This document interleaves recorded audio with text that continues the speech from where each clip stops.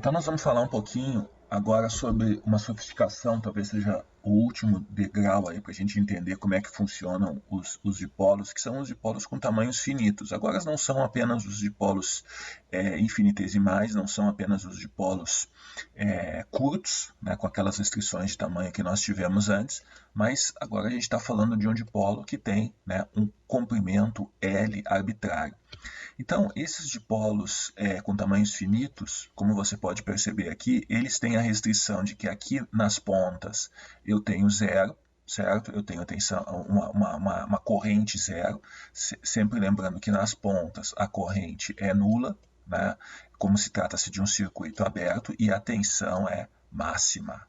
A tensão, o campo elétrico ali é máximo nas pontinhas e a corrente é nula. Então, qualquer tipo de situação em que você tenha alguma coisa assim, ou que você tenha alguma coisa assim, ou que você tenha alguma coisa assim, qualquer tipo de resposta vai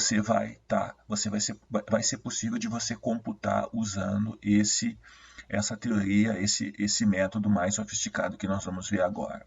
Então, para isso, eu vou colocar aqui no Balanis.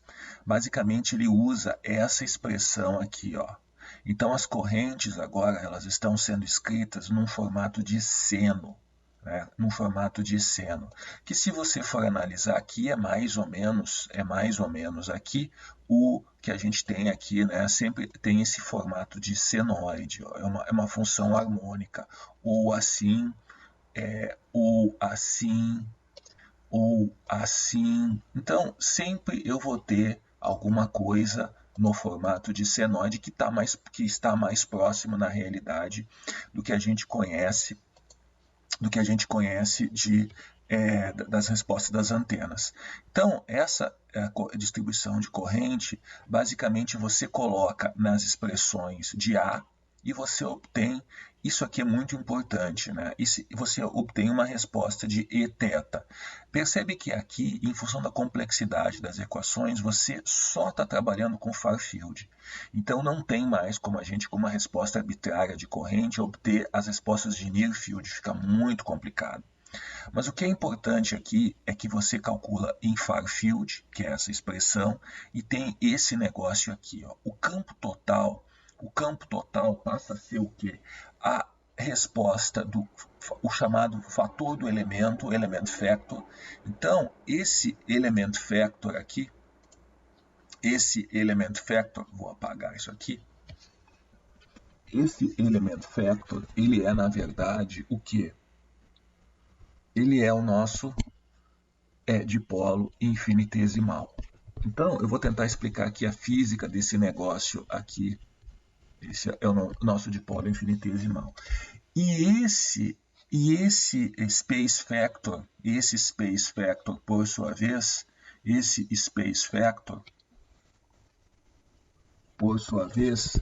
ele é um termo que surge do shape da corrente que você escolheu.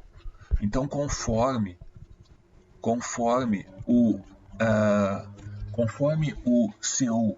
a corrente, o shape da corrente que você escolheu, que é a função do L, que é a função do comprimento do seu fio, você vai ter um shape de corrente diferente do outro, certo? Com isso, você consegue calcular uma série de equações que levam em consideração, por exemplo, essa aqui, ó, que levam em consideração o L, percebe? Que levam em consideração o L. Qualquer L que você colocar aqui, em função de comprimento de onda, você vai ter o campo elétrico θ e φ, apenas θ e φ. Por que só o θ e φ? Porque o θ e φ, eles são os campos que existem no far field.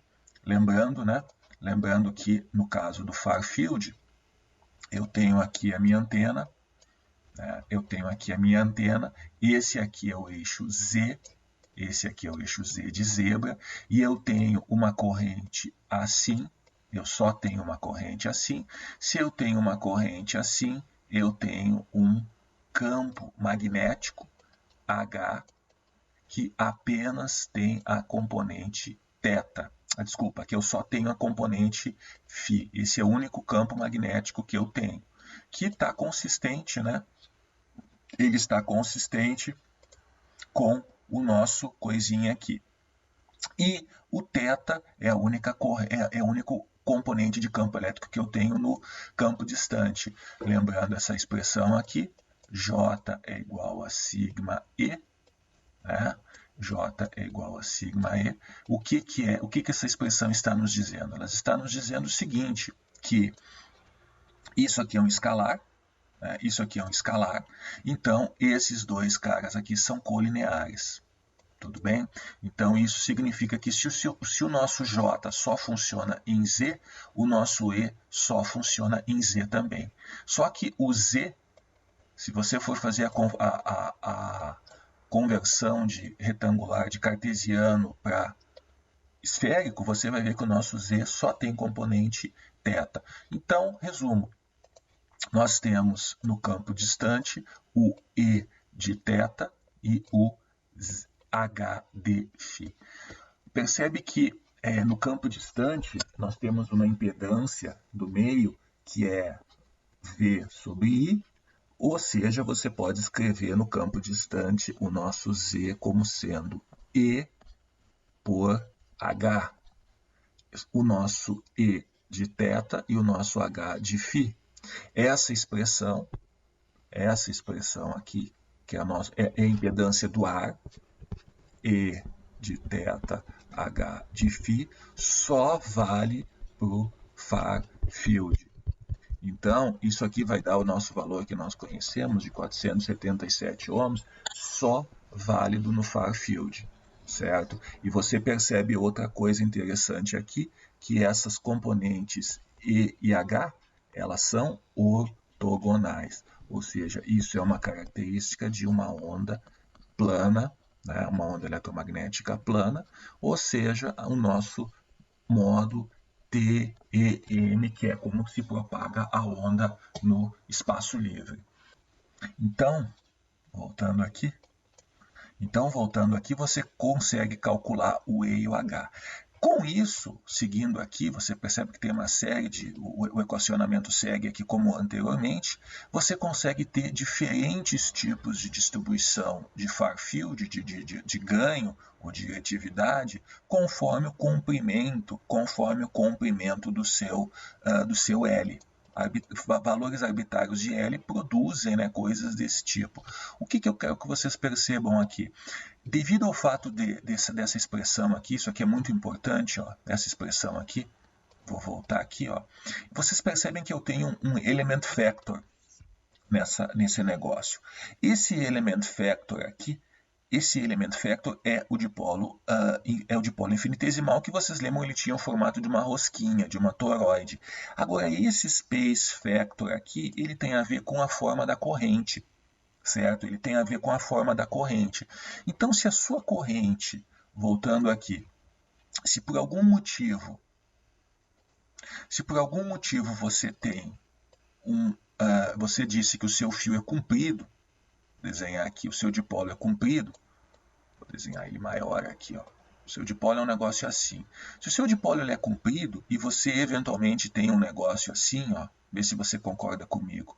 Se você tem um negócio assim, a onda está aqui, aí a onda vem para zero. O que você percebe aqui? Você percebe que eu tenho zeros.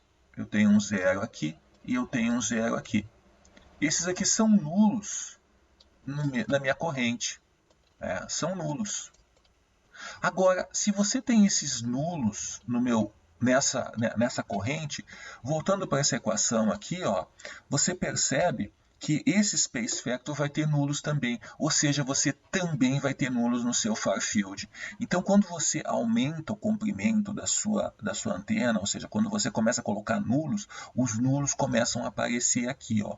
Quanto mais comprida eletricamente for sua antena, mais nulos vai ter. Certo? Aí fica a dúvida se isso aí é bom ou ruim, isso aí é outra discussão, mas a sua antena eletricamente comprida, ela passa a ter mais nulos. Entenderam?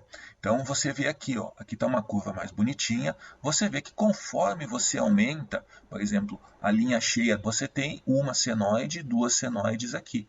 Você tem dois comprimentos de onda. Você percebe que não é bem uma senoide porque existe a restrição, né? Primeiro do gap e segundo do coisinha aqui do curto que tem que do circuito aberto que tem que existir nos extremos. Com isso, você escreve também essa expressão aqui é muito importante, a potência radiada, e a partir da potência radiada você chega nessa expressão que é a resistência de radiação. Essa aqui é a resistência de radiação, percebe que é só a parte real, é um negócio extremamente complicado, você tem que colocar no MATLAB essa expressão, não é um negócio tão simples.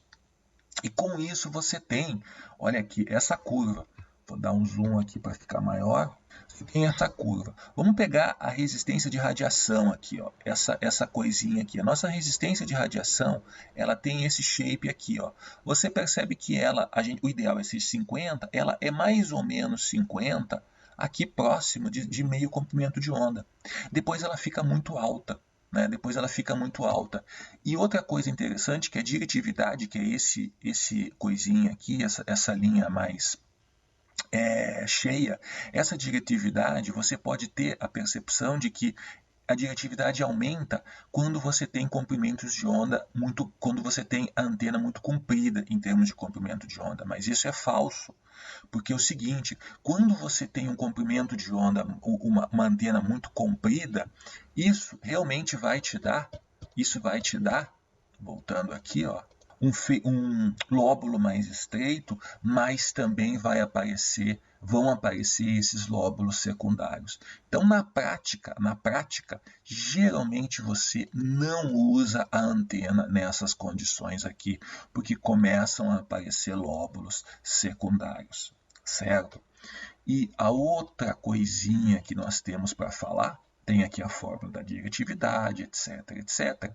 Existe uma pequena correção na resistência de radiação para a resistência de entrada. Então, voltando aqui, uma coisa é a resistência que você tem aqui, a resistência de radiação, que como nós falamos, né, representa o que você está radiando, né, no formato de onda eletromagnética. Então sai uma onda aqui,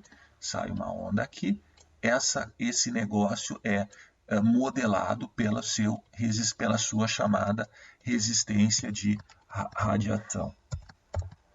Isso aqui é modelado pela resistência de radiação. Outra coisa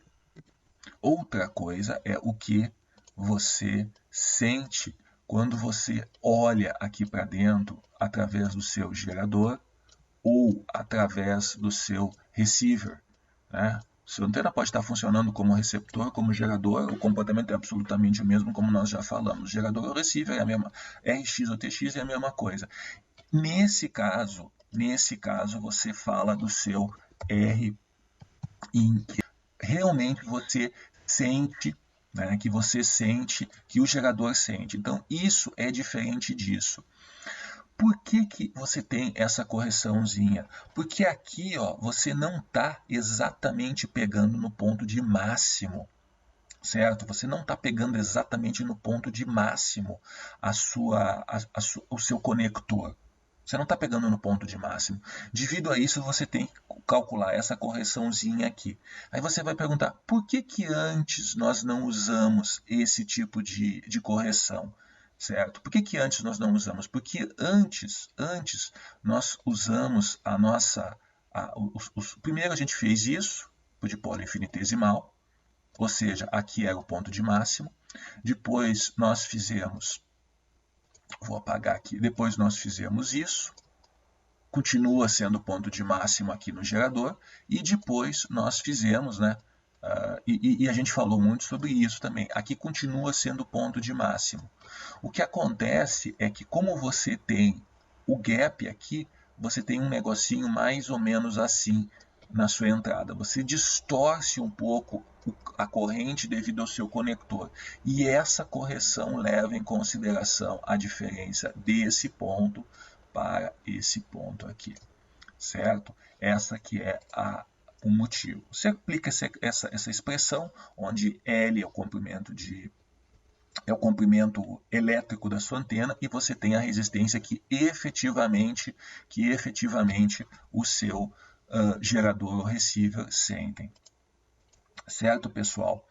Bom, e aí você pergunta, tudo isso é teoria, mas qual antena você mais usa? A antena que você mais usa na prática, como já foi falado anteriormente, é a antena de λ/2, o dipolo de meia onda.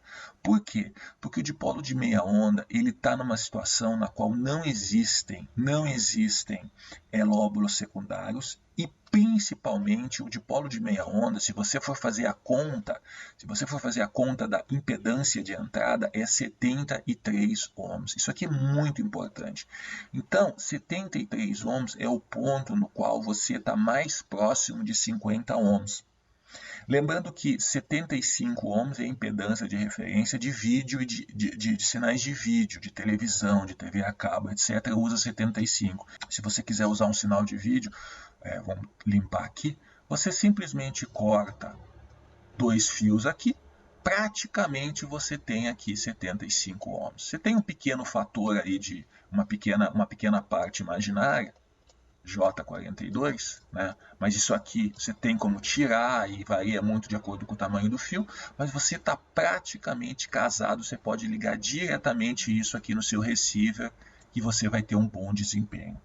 Tá bom? Você vai ter um bom desempenho. E alguém vai dizer, mas 75 é vídeo e eu tenho interesse em RF. RF é 50. RF a gente sabe que, em geral, é tudo 50 ohms. Telefone celular, rádios, radar, etc. Tudo 50. Mesmo que você ligue isso aqui direto em 50, depois você faz a conta, você vai confirmar, o gama, a perda que você tem devido à reflexão, ela é muito pequenininha. Certo? Ele é muito pequenininho. Então, na realidade, esse dipolo de meia onda acaba sendo a antena que mais é utilizada na prática para você estar usando em aplicações como telefone celular. Provavelmente as ERBs, as estações de rádio base, usam painéis. Nós vamos ver o que significa um painel. Usam painéis. Deixa eu voltar aqui. O que significam painéis?